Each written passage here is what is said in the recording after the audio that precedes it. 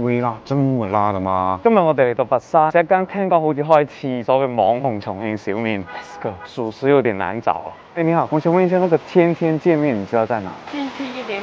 這裡進去嗎？啊，謝謝啊。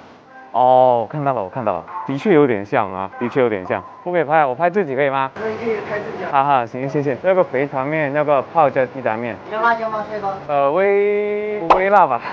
直接過去做就可以了，是吧？對。好，行，謝謝啊。還想做露天的，露天的連做完了。這個是泡椒雞雜，看着賊棒。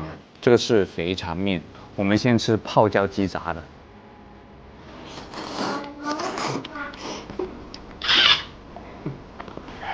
會辣，真會辣的嘛？佢入面有好多嗰啲芽菜啊、芹菜嗰啲，食落去口感好好。佢呢度好似係現炒㗎，才12塊，酸蘿蔔。哇，真好吃！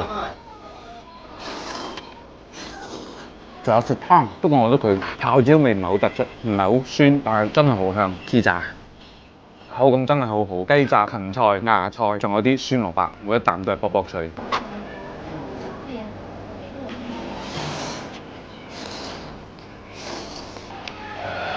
冬天吃這個太爽了，還行，我覺得下次可以挑戰中辣。最後一口。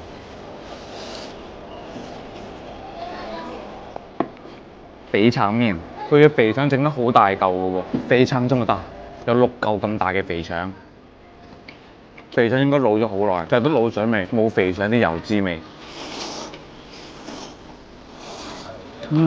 佢嘅底味其實都係差唔多嘅，但係呢個泡椒雞雜咧就多咗啲鑊氣，特別香。建議嚟呢度都係點現炒嗰種，把麵放過去吧。放進泡椒雞雜裡香很多。最後一口。總嘅嚟講下，我覺得佢係比好多重慶麵館要好食嘅，價格都好平，細嘅12，大嘅14。以前未紅嗰陣時，好似係8、9蚊一碗嘅，也是那種住附近嘅話，一定會經常過來吃的麵店。